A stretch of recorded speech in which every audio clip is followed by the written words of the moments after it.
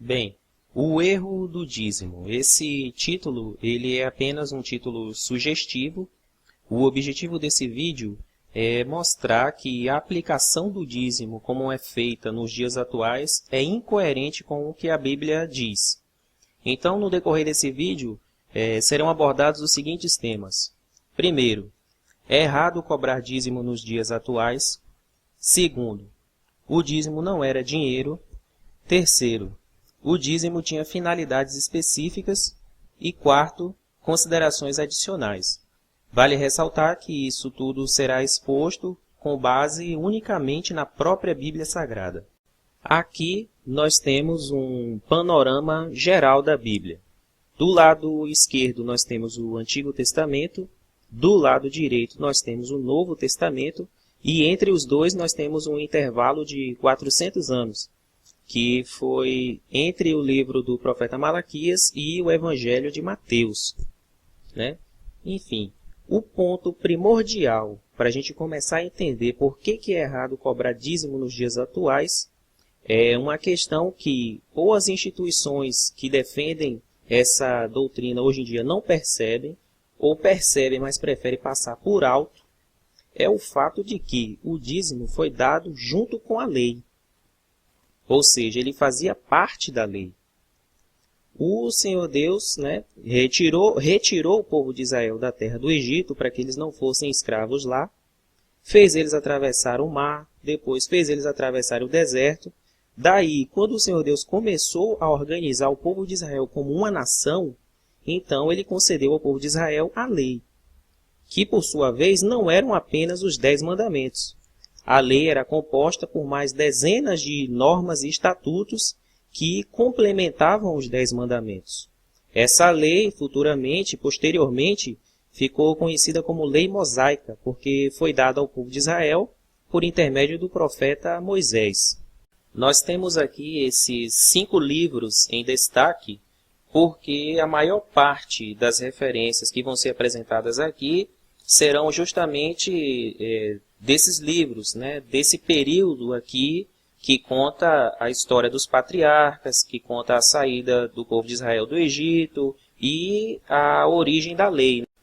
Nesse ponto, é importante a gente entender por que o dízimo foi estabelecido ao povo de Israel como lei. O motivo está aqui nessa referência de Números 18, do 20 ao 28. Eu não vou ler o texto todo, todos os textos que vão ser apresentados aqui, eu não vou ler tudo, porque senão vai tomar muito tempo, mas lembrando que você vai poder conferir todos os textos que forem apresentados aqui na sua própria Bíblia, na íntegra. Eu sempre destaco aqui os pontos altos da leitura que vão ser importantes para a análise do tema principal. Então, o motivo pelo qual o dízimo foi estabelecido está aqui nessa referência, o motivo foi justamente a tribo de Levi. Quando o povo de Israel conquistou a terra, os territórios foram distribuídos entre as tribos, entre os filhos de Israel. Porém, a tribo de Levi não teve herança, não teve uma porção definida para eles. O próprio Senhor Deus chegou para a tribo de Levi e disse: eu vou ser a herança de vocês.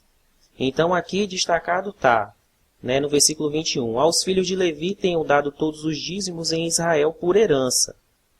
23 está destacado aqui, os levitas executarão o ministério da tenda da congregação. E no versículo 24 diz, porque os dízimos dos filhos de Israel, que oferecem ao Senhor em oferta alçada, tenho dado por herança aos levitas. Então o motivo era esse. O objetivo do dízimo era manter os sacerdotes levitas no serviço da tenda da congregação. Esse foi o motivo pelo qual o dízimo foi estabelecido ao povo de Israel. Mais à frente serão apresentados outros textos que mostram a relação intrínseca do dízimo com a lei.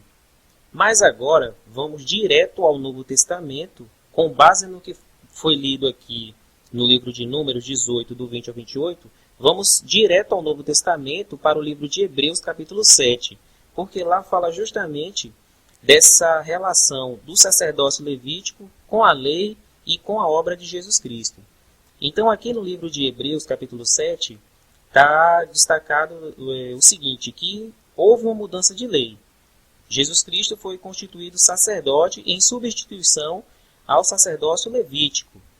Como está destacado aqui no versículo 12, está escrito assim: porque, mudando-se o sacerdócio, necessariamente se faz também mudança da lei. O versículo 18 destaca: porque o precedente mandamento é abrogado, ou seja, anulado, por causa da sua fraqueza e inutilidade.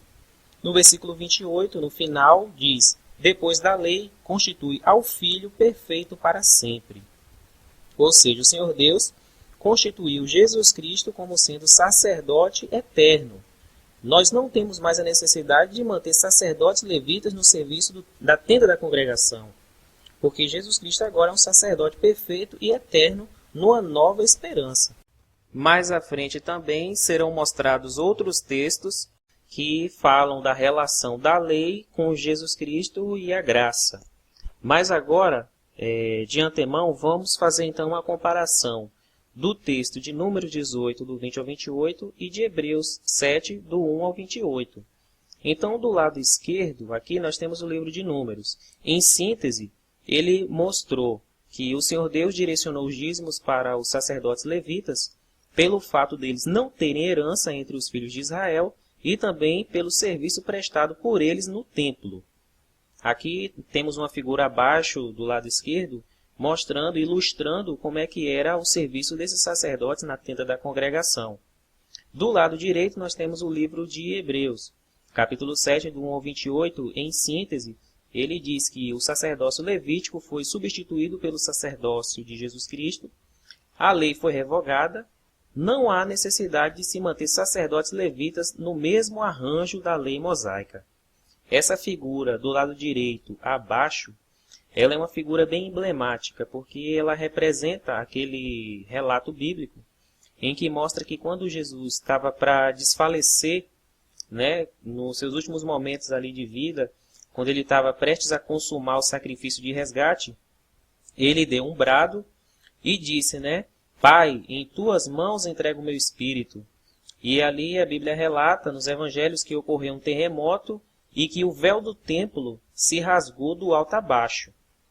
Então essa figura emblemática ela serve para representar justamente esse ponto crucial. O fato do véu do templo ter se rasgado do alto a baixo também evidencia essa quebra entre o primeiro pacto e o segundo pacto que estava sendo estabelecido ali agora com o sacrifício de resgate de Jesus Cristo. Então, resumindo o nosso primeiro ponto, que diz que é errado cobrar dízimo nos dias atuais. Por quê? Estamos debaixo da graça, provisão do sacrifício de resgate de Jesus Cristo. Não estamos mais debaixo da lei, certo? O arranjo da lei foi um arranjo específico para o povo de Israel.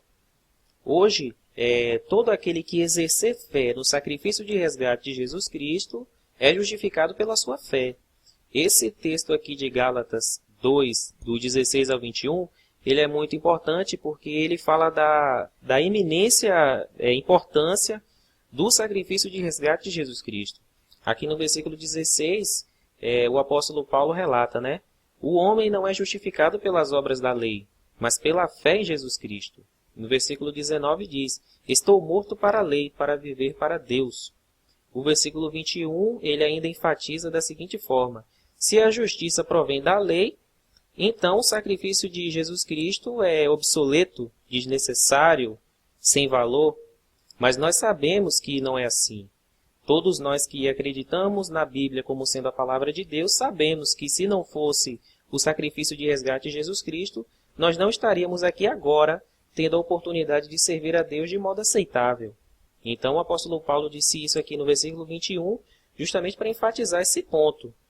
Portanto, o dízimo fazia parte da lei, e nossa realidade atual, agora, após o sacrifício de resgate de Jesus Cristo, é outra.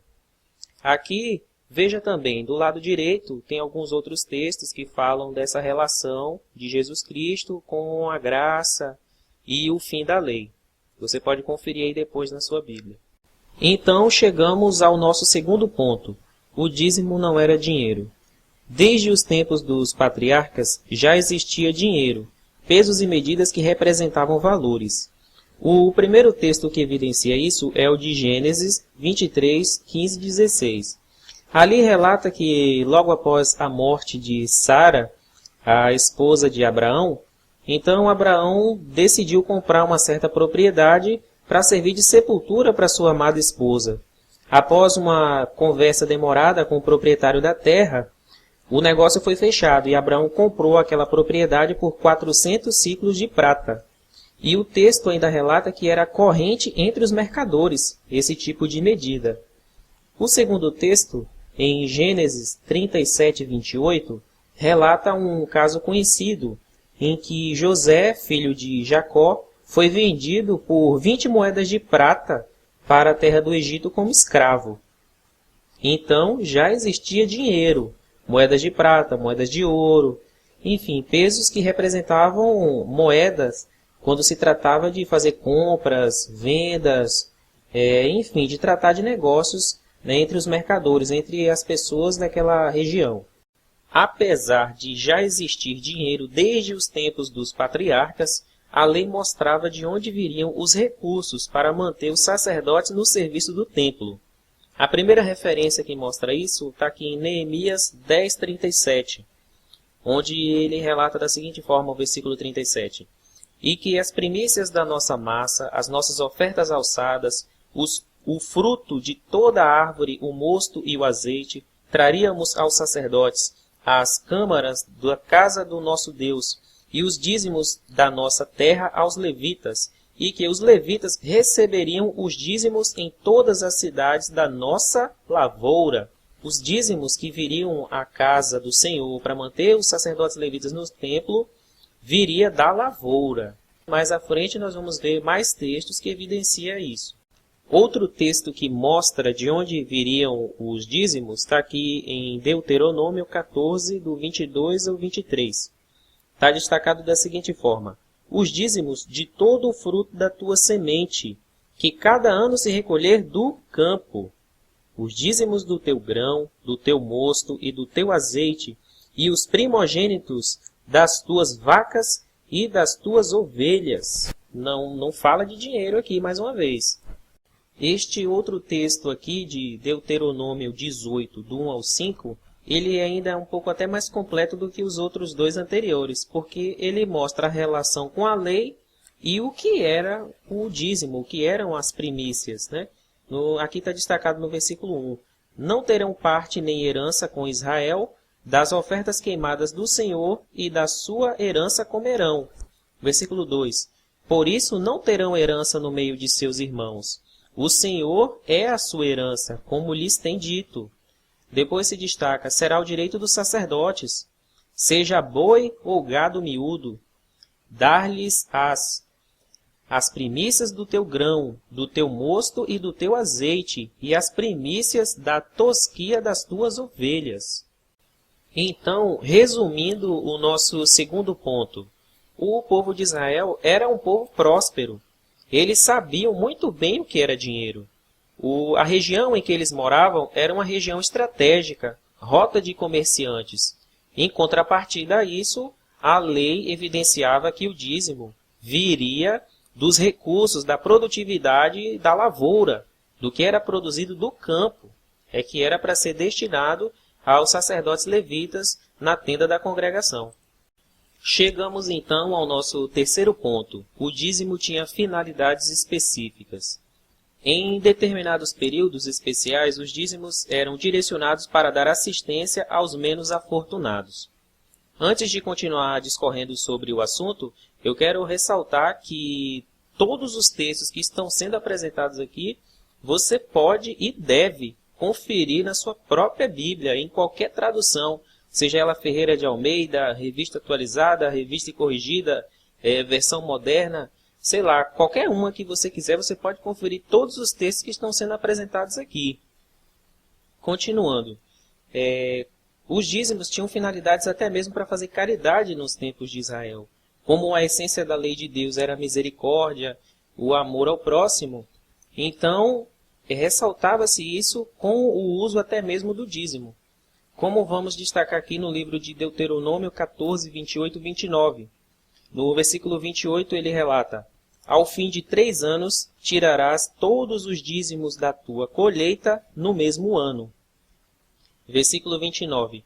Então virá o levita, e o estrangeiro, e o órfão, e a viúva, e comerão, e fartar-se-ão.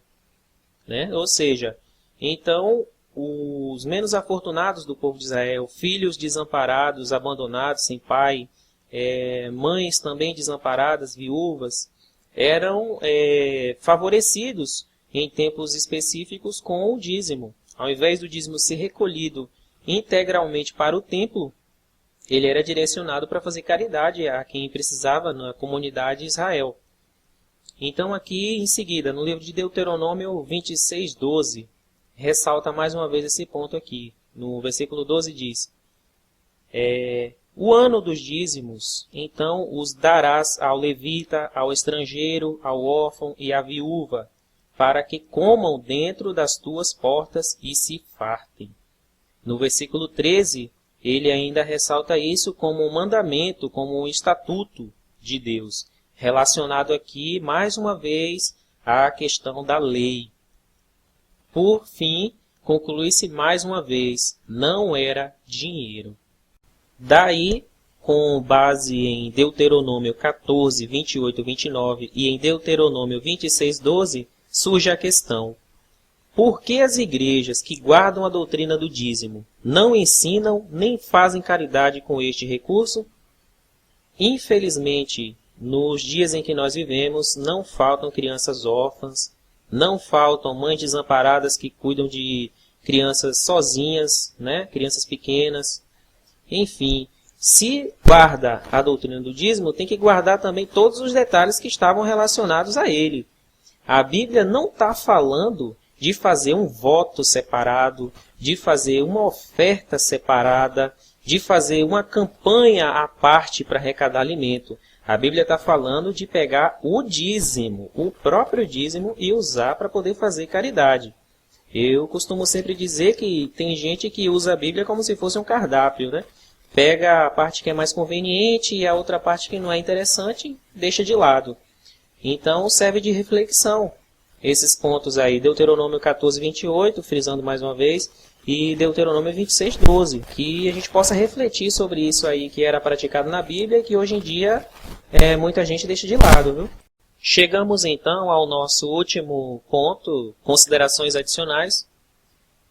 O único momento em que Jesus falou sobre dízimos foi quando ele estava fazendo uma crítica à hipocrisia religiosa dos fariseus. Então, vamos abordar aqui esse ponto interessante em que Jesus, né, o agente do sacrifício de resgate, aquele que estabeleceu uma nova aliança, né, por meio dele foi estabelecida uma nova aliança. Ele mesmo, o único momento em que ele citou sobre dízimo foi no momento crítico, no momento em que ele estava ressaltando a hipocrisia dos fariseus. Então aqui está registrado em Mateus 23, 23, em que ele diz assim, que os fariseus eram hipócritas porque eles dizimavam a hortelã, o endro e o cominho, e desprezavam o que era mais importante na lei, o juízo, a misericórdia e a fé. No livro também aqui do Evangelho de Lucas 11:42, ele versa da seguinte forma ainda, né, que Jesus, após fazer essa crítica e dizer as coisas que ele dizimava, Jesus ainda disse assim, importava fazer estas coisas e não deixar as outras. Então, o que os fariseus dizimavam? Temperos, hortaliças, né? Não era dinheiro. Continuando o nosso quarto tema, considerações adicionais, eu ainda ressalto aqui. Os textos, as evidências estão sendo apresentadas de forma objetiva e resumida. Ressalto mais uma vez, todos os textos apresentados devem ser conferidos na Bíblia, na íntegra. Porém, não existe no Novo Testamento nenhuma determinação em que os cristãos sejam orientados a devolverem seus dízimos nas congregações. Pelo contrário, no livro de Atos, capítulo 15, versículo 28 e 29, relata uma assembleia extraordinária, realizada pelos líderes da igreja cristã do primeiro século. Como estavam vindo para essa congregação muitos judeus, gentios, gregos, enfim, pessoas de várias etnias, de várias crenças diferentes. Então havia uma discussão, quais eram as regras que eram para seguir, guarda o sábado, guarda alimento, coisa e tal, enfim, o que a gente vai fazer? Então os líderes dessa congregação, incluindo o apóstolo Paulo, se reuniram, discutiram e chegaram à seguinte conclusão. No livro de Atos 15, 28, relata da seguinte forma: na verdade, pareceu bem ao Espírito Santo e a nós não vos impor mais encargo algum, senão estas coisas necessárias. Então, no versículo 29, ele relata, a questão da idolatria, abster-se de sangue, de carne sufocada, da prostituição. Enfim, não fala de dízimo. Permaneceram apenas as coisas que o corpo governante, movidos pelo Espírito Santo, decidiram que fosse necessário. Agora você entende porque Malaquias 3,10 diz: trazei todos os dízimos à casa do tesouro para que haja mantimento na minha casa. Justamente o dízimo era mantimento. Era para manter os sacerdotes levitas no templo. Mas agora você deve estar se perguntando: sim, se não existe dízimo, como é que vai fazer para pagar as contas? No mundo em que nós vivemos, tudo envolve dinheiro. Uma igreja não fica de portas abertas se não tiver recursos financeiros para poder pagar as contas, Existem contas de diversos tipos. Taxa de iluminação pública, saneamento básico, impostos, enfim. Tudo isso precisa ser pago com dinheiro. Não dá para ir a uma loteria e pagar as contas com um saco de batata. Para isso, a igreja tem provisões garantidas na Bíblia. Aqui em 2 Coríntios 9,7 está escrito: cada um contribua segundo propôs no seu coração, não com tristeza ou por necessidade, porque Deus ama ao que dá com alegria. Então aqui sim está falando de dinheiro. Os recursos eram direcionados por donativos. Cada um que tinha disposição e condição contribuía da maneira que tinha proposto no coração com Deus. E é assim que deve ser feito nos dias atuais. Não tem valor determinado. Não tem um valor pré-definido. Você tem que dar X, e se você dá menos de X, você está errado. Não existe isso. O livro de Malaquias 3,10 foi escrito 400 anos antes de Jesus Cristo vir à Terra, prover o sacrifício de resgate e quebrar a antiga aliança. Então, quando o livro de Malaquias 3,10 foi escrito, existia a lei, existia a promessa. Depois de Jesus Cristo, estamos debaixo da graça. Todo o arranjo que havia debaixo da lei foi quebrado. O que permaneceu foi o que está citado em Atos 15, 28 e 29 e 2 Coríntios 9,7. Esse é o proceder do arranjo cristão debaixo da graça. Além do amor e da misericórdia, é claro, que são fundamentais na lei de Deus e que não mudou com a nova aliança de Jesus Cristo. Pelo contrário, foi ainda mais acentuado. Por fim, resta um alerta. Após todos os fatos que foram apresentados aqui, todos os textos que, acredito eu, você vai conferir na sua própria Bíblia, espero que sim. Resta um alerta para todo mundo hoje que se diz cristão, para todo mundo hoje que segue a Bíblia, enfim. Infelizmente, nos dias atuais, existe uma doutrina da prosperidade banalizada. Você vai para a igreja e você é induzido a contribuir de todo jeito. Muitas vezes o pastor fala de um jeito que você se sente mal se você não contribuir. Ele fala muitas vezes assim: abra as mãos para Deus e Deus vai abrir a janela do céu para você.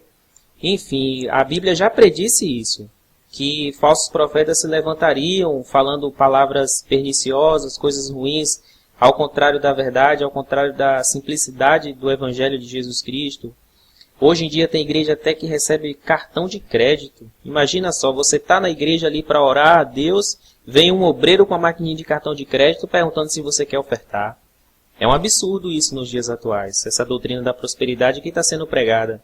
Inclusive eu faço até um desafio. Se você é cristão, se você frequenta alguma igreja, e se você for para a igreja hoje, ou amanhã, ou no final dessa semana, que você preste atenção na mensagem principal, no pregador principal da noite. Se ele não falar diretamente de prosperidade, de bênçãos, ou ele vai falar sobre outro tema, sobre casamento, sobre juventude, mas no meio da mensagem eu te digo, ele vai achar um gancho para poder voltar e falar de prosperidade e falar de bênção, porque é isso que as igrejas pregam hoje em dia. Infelizmente é isso. O Evangelho de Cristo, a simplicidade de Jesus Cristo está ficando de lado. E o livro de 2 Pedro, capítulo 2, do versículo 1 ao 3, ele tem uma mensagem muito pesada. No versículo 1 ele fala que surgirão falsos profetas, né, com heresias de perdição, negarão o Senhor Jesus Cristo, que o resgatou, trazendo sobre si mesmo repentina perdição. No versículo 2 ele diz, e muitos seguirão as suas dissoluções, pelos quais será blasfemado o caminho da verdade. O versículo 3 ele traz uma mensagem muito pesada mesmo. Ele diz, e por avareza farão de vós negócio com palavras fingidas. Então, fica o alerta que todo mundo possa meditar na Bíblia, meditar no Evangelho do Senhor Jesus Cristo e ter fé em Deus. É isso aí, eu acredito que Deus com certeza vai fazer justiça com tudo isso que está acontecendo com relação à palavra dele e com relação a todos aqueles que buscam seguir o caminho